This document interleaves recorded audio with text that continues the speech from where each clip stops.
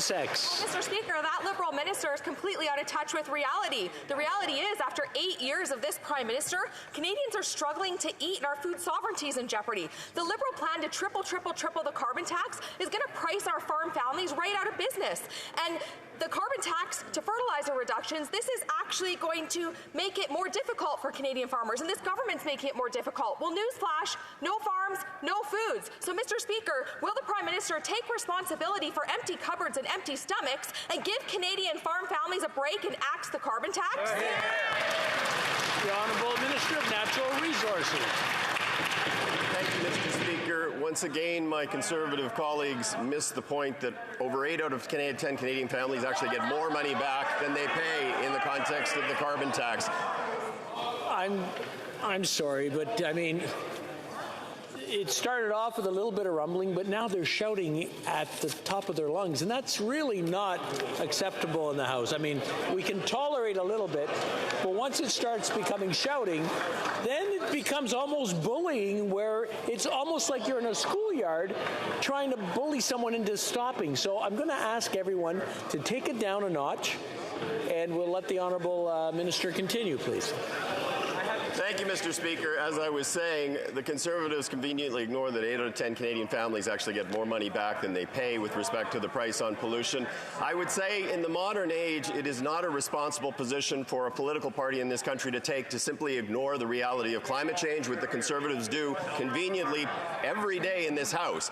You need to actually, if you're going to have a relevant economic plan for this country, you need to have a plan to fight climate change. That's exactly what we are doing.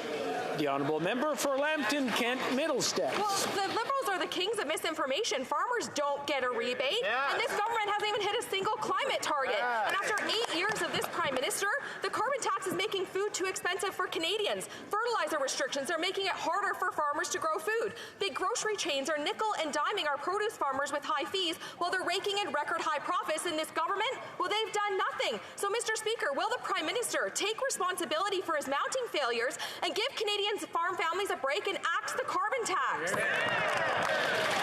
The Honourable Minister of Agriculture.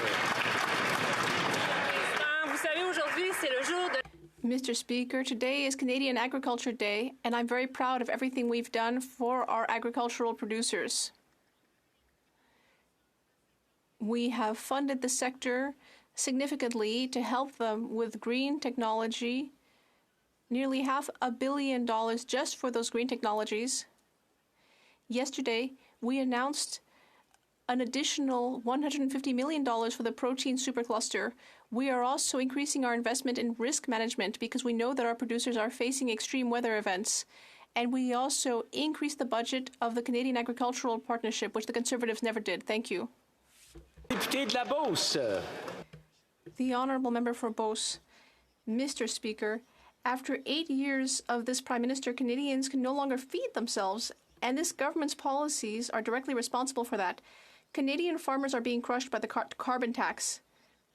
He also put a 35% tariff on fertilizer, which makes us the only country in the G7 to do so, which is causing food prices to go up even more. When will he finally remove these taxes so that farmers can feed our families? The Honourable Minister of Agriculture. Thank you, Mr. Speaker. I'd like to remind my colleague from Quebec that the price on pollution is not administered in the same way in Quebec. It's administered by Quebec. And I would also like to take the moment to remind all of our agricultural producers that we've also improved the advance payment program, which enables them to have a short-term loan of up to $1 million, with part of that being interest-free. And so I would invite our producers to take advantage of that. The Honourable Member for Beauce. Mr. Speaker, my colleague across the way seems to be living on another planet because the carbon tax clearly affects Quebec because we are not self-sufficient. For example, propane and natural gas to dry grain or heat buildings, and other things that we import from other provinces and territories. So I refuse to take any lessons from my colleague. On April 1st, things will just get worse, as the government is planning to triple the carbon tax. We, the Conservatives, will continue to stand up for Canadian farmers. When will the Liberals show that same courage? The Honourable Minister of the Environment. Mr. Speaker, what my colleague just stated is simply not true. Federal carbon pricing does not apply to Quebec because Quebec has its own cap-and-trade system, which has been in place since before the federal government's carbon pricing policy.